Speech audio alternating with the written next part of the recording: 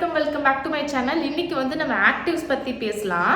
So active ingredients அப்படிங்கிறது என்னென்னா, இப்போ மார்க்கெட்லலாம் பார்த்தீங்கன்னா நிறைய ப்ராடக்ட்ஸில் விட்டமின் சி, ரெட்டினால், குளுட்டோதயான், ஆல்ஃபா ருபிட்டின் இந்த மாதிரிலாம் சொல்லுவாங்கல்ல. ஸோ இவங்கெல்லாம் தான் ஆக்டிவ் இன்கிரியன்ஸ். ஸோ இவங்களை பற்றி தான் இன்றைக்கி நம்ம பேச போகிறோம். நீங்கள் நம்ம சேனல் ஃபஸ்ட் டைம் பார்க்குற மாதிரி இருந்தீங்க அப்படின்னா மறக்காமல் சப்ஸ்கிரைப் பண்ணிட்டு பாருங்கள். காஸ்மெட்டிக்ஸ் பற்றின கண்டென்ட்டெல்லாம் நான் போட்டுட்ருக்கேன். ஸோ மேபி யூஸ்ஃபுல்லாக இருக்கும். ஓகே, வீடியோக்குள்ளே போகலாம்.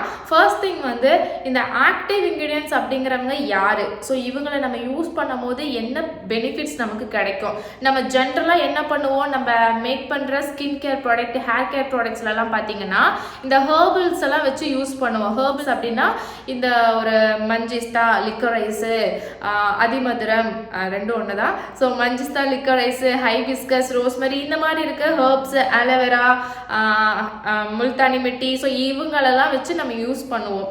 ஸோ இவங்களை நம்ம யூஸ் பண்ணும் போது அந்த ப்ராடக்டோட ரிசல்ட் வைஸ் எப்படி இருக்கும் அப்படின்னு பார்த்தீங்கன்னா ஒரு 30-40% தான் கிடைக்கும். பிகாஸ் இதெல்லாம் கெமிக்கல் இல்லை, எந்த ஒரு ஹார்ம்ஃபுல்லான ப்ராடக்ட்ஸும் கிடையாது. எல்லாமே நேச்சுரலாக இருந்து நம்ம எடுத்து யூஸ் பண்ணும் போது அதோட ரிசல்ட்ஸ்லாம் பார்த்தீங்கன்னா கொஞ்சம் ஸ்லோ அண்ட் ஸ்டடியாக தான் இருக்கும். பட் சேஃப் டு யூஸ் தான் ஸ்கின்னுக்கு. அதே மாதிரி இப்போது இந்த ஆக்டிவ் இன்கிரியன்ஸ் அப்படிங்கிறவங்க யார் அப்படின்னு பார்த்தீங்கன்னா, நமக்கு ஸ்கின்ல, ஹேர்ல ஏதாச்சும் ஸ்பெசிஃபிக்காக ஏதாவது ஒரு கன்சர்ன் இருக்குது, ஸ்பெசிஃபிக்காக ஏதாவது ஒரு ப்ராப்ளம் இருக்குது அப்படின்னா அதை டைரெக்டாக போயிட்டு டார்கெட் பண்ணி அதை கிளியர் பண்ணுறதுக்காக யூஸ் பண்ணுற இன்கிரியன்ஸ் தான் இந்த ஆக்டிவ் இன்கிரியன்ஸ் அப்படின்னு சொல்லுவோம். ஸோ இந்த மாதிரி இருக்க ஆக்டிவ் இன்கிரியன்ஸ் எல்லாம் நம்ம யூஸ் பண்ணுற ஸ்கின் கேர், ஹேர் கேர் ப்ராடக்ட்ஸில் வந்துட்டு இன்க்ளூட் பண்ணி நம்ம யூஸ் பண்ணும் போது ரிசல்ட் ரொம்ப எஃபெக்டிவாக இருக்கும், ஃபாஸ்ட்டாகவும் இருக்கும், அண்ட் வந்து பெட்டர் ரிசல்ட்ஸும் கிடைக்கும்.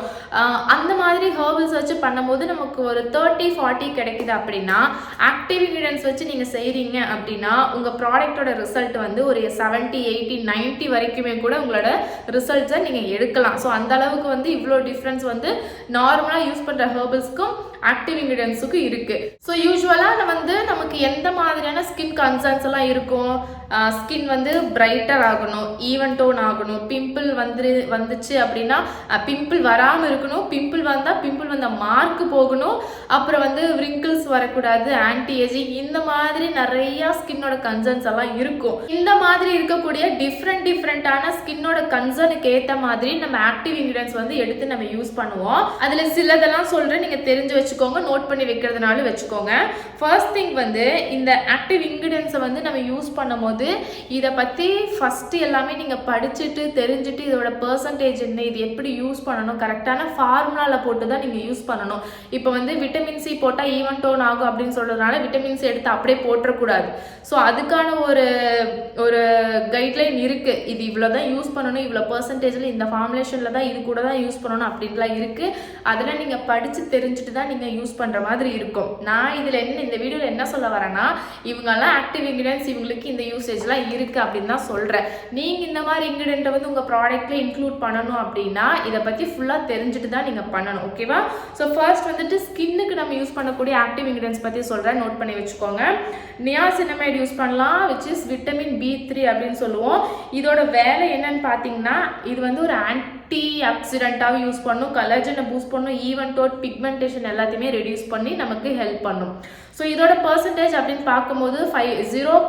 இப்போ நான் இதில் சொல்கிற ஆக்டிவ்ஸ் எல்லாமே பார்த்தீங்கன்னா 0.1 அப் டு 2% வரைக்கும் மேக்ஸிமம் யூஸ் பண்ணிக்கலாம். சிலதுக்கு வந்து 10-20 வரைக்கும். விட்டமின் சி எல்லாம் பார்த்தீங்கன்னா 10% வரைக்கும் யூஸ் பண்ணுவோம். நயாசினமைடும் பார்த்தீங்கன்னா அப் டு 5% வரைக்கும் இருக்குது. பட் நான் தான் சொன்னேன், இதை பற்றி நீங்கள் இன்னும் டீப்பராக படிச்சுட்டு அதுக்கப்புறமா தான் யூஸ் பண்ணணும். அதோட பர்சன்டேஜ் தெரிஞ்சுட்டு தான் உங்கள் ப்ராடக்ட்டில் அதை வந்து நீங்கள் இன்க்ளூட் பண்ணணும். ஓகே, ஸோ ஃபர்ஸ்ட் வந்து நியாசினமைட் சொன்னேன்னா, அடுத்து விட்டமின் சி அதையும் எழுதி வச்சுக்கோங்க. இதுவும் வந்துட்டு ஈவன் டோன் பண்ணும், பிரைட்டர் பண்ணும், பிக்மெண்டேஷன்ஸ்லாம் வந்துட்டு ரெடியூஸ் பண்ணும். அடுத்து ஹைரோலனிக் ஆசிட். யாருக்காச்சும் ட்ரை ஸ்கின் இருக்குது, ஸ்கின்னோட ஹைட்ரேஷன் வேணும் அப்படின்னா ஹைரோலனிக் ஆசிட் வந்து தாராளமாக யூஸ் பண்ணலாம். ஆல்சோ இது என்ன பண்ணுன்னா ரிங்கிள்ஸையுமே வந்துட்டு வராமல் தடுக்கிறதுக்கும் ஹெல்ப் பண்ணும். அடுத்து ஏஹெச்ஏ சொல்லுவோம் பார்த்தீங்களா, ஏஹெச்ஏ அப்படின்றது இந்த கிளைகோலிக் ஆசிட், லாக்டிக் ஆசிட் இதெல்லாம் யூஸ் பண்ணுவோம். இவங்க ரெண்டு பேர்த்தோட வேலை என்ன யூசேஜ் இருக்கும் ஸ்கின்னுக்கு அப்படின்னு பார்த்தீங்கன்னா, ஸ்கின்னோட டெட் செல்ஸ் எல்லாத்தையுமே நல்லா ரிமூவ் பண்ணிவிட்டு நல்ல ஒரு எக்ஸ்ஃபோலியேட் கொடுக்கும். எக்ஸ்ஃபோலியேட் ஆனாலே இந்த டெட் செல்ஸ்லாம் போச்சு அப்படின்னாலே ஃபேஸ் கொஞ்சம் நல்லா பிரைட்டராக தெரியும். அடுத்து பிஹெச்ஏ வந்து நம்ம என்ன யூஸ் பண்ணுவோம், சாலிசிலிக் ஆசிட் தான் யூஸ் பண்ணுவோம்.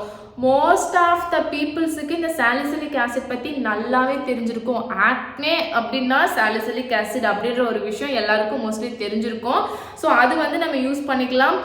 எக்ஸஸாக இருக்க ஆயில்ஸ் எல்லாத்தையுமே கண்ட்ரோல் பண்ணி, இந்த போர்ஸ் இருந்துச்சு அப்படின்னா அது எல்லாத்தையுமே க்ளீன் பண்ணி ஆக்னே வராமல் ப்ரிவென்ட் பண்ணும் சாலிசிலிக் ஆசிட்.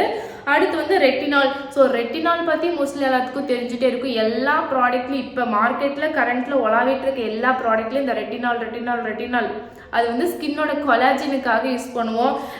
ஆன்டி ஏஜிங், சீக்கிரமாக வயசான தோற்றம் வரக்கூடாது அப்படின்றதுக்காகலாம் யூஸ் பண்ணுறது இந்த ரெட்டினால் நம்ம யூஸ் பண்ணிட்டு இருப்போம்.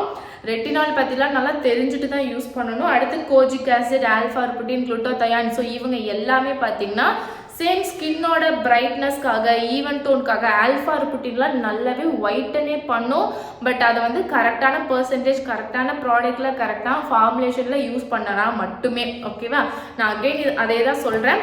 ஸோ இதெல்லாம் இருக்குது அப்படின்னு தான் நான் உங்களுக்கு தெரியப்படுத்துகிறேன். அதை நீங்கள் யூஸ் பண்ணும்போது அதுக்கான ஃபார்முலேஷன்லாம் கரெக்டாக போட்டுட்டு தான் நீங்கள் யூஸ் பண்ணணும். இப்போ என்ன சொன்னேன், கோஜிக்கு, ஆல்ஃபா ரிபுட்டின், குளுட்டோதயான். ஸோ இவங்க எல்லாமே பார்த்தீங்கன்னா பிரைட்டன் பண்ணி ஈவன் டோனு, பிக்மெண்டேஷன் அது எல்லாத்தையுமே ரெடியூஸ் பண்ணுவாங்க. ஸோ இப்போ இந்த ஆக்டிவ்ஸ் எல்லாமே பார்த்தீங்கன்னா எங்கேருந்து வந்திருக்காங்க, எப்படி அதை டிரைவ் பண்ணுவாங்க, இதெல்லாம் சேஃப் தானா, இது கெமிக்கலா அப்படின்னு கேட்டால் சேஃப் டு யூஸ் தான். எல்லாமே பிளான் பேஸ்டாக இருந்து வரக்கூடிய பசங்க தான்.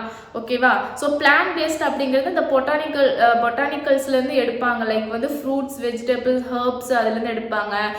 சில இதெல்லாம் பார்த்தீங்கன்னா இண்டஸ்ட்ரியலில் லேப்லேருந்து க்ரியேட் பண்ணுவாங்க. ஸோ இந்த மாதிரி உருவானது தான் இந்த மாதிரி ஆக்டிவ் இன்க்ரீடியன்ட்ஸ். இது எல்லாமே என்ன சொல்றதுன்னா ஸ்கின் ஃப்ரெண்ட்லியாக, எக்கோ ஃப்ரெண்ட்லியாக, ஒரு சேஃப்டி யூஸாக இருக்கக்கூடிய இன்க்ரீடியன்ஸ் தான்.